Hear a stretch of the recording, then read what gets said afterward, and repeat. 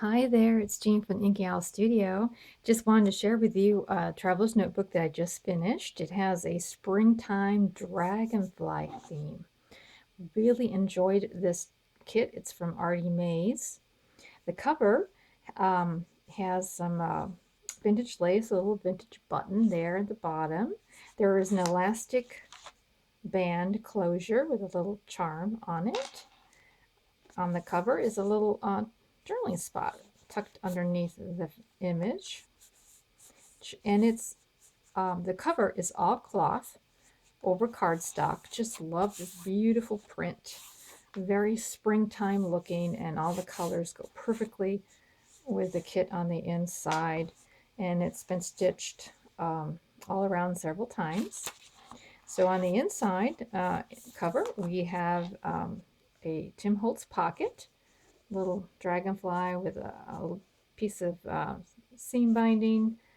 It has the word wings on it, and tucked inside here are several little tickets, a journaling card, and two tags with little ribbons on them. We'll get started with the inside. And so there's a shadowy floral image that I've printed there on the plain sides of the digitals. Here is the first little grouping of ephemera. I have an envelope that I've not glued. I've not glued any of the envelopes so that you can write on the inside if you wish to. Beautiful postcard tucked in with that. And of course, another card here on the back. There's a lot of roses in this print here. I just love the colors, the pinks and the blues.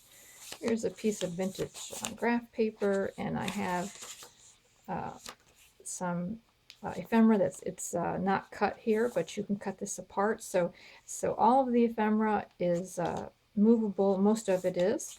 Here's a vintage page from a floral book.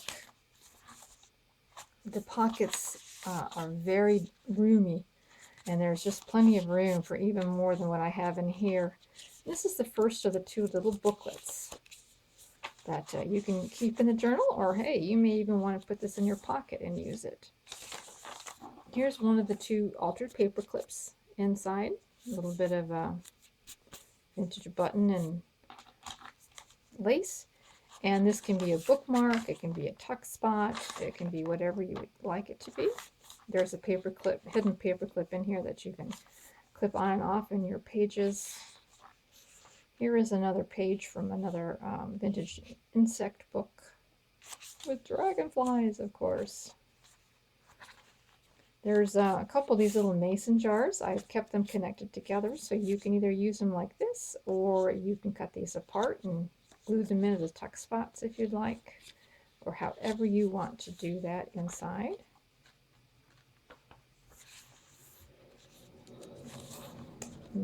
I just love her pages. They're so pretty, so pretty. Another pocket. I believe there's 4 pockets altogether. And all the tags have a little ribbon, a little bit of seam binding on them. This is a vintage music sheet. Some more journaling cards. Here's the middle page, and I have my little owl charm I like to put in my journals. Just love all these colors. It's so pretty. Another one of those envelopes. Another one of those journaling cards that are connected, but you can cut them apart, of course. Lots of writing room in this journal. Another tag and cards. I mean, the tags are just so beautiful that I just didn't have the heart to put anything else on them. And so they were so lovely by themselves. Praying mantis, I like that.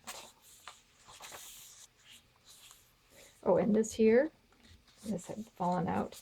Here is a little coin pocket or envelope with a card on the inside, and I guess this is the one envelope I did end up gluing together. And I'll just stick that there. Pretty. The second of the two little booklets are in here as well. Another tag and card. Here's the second altered paper clip.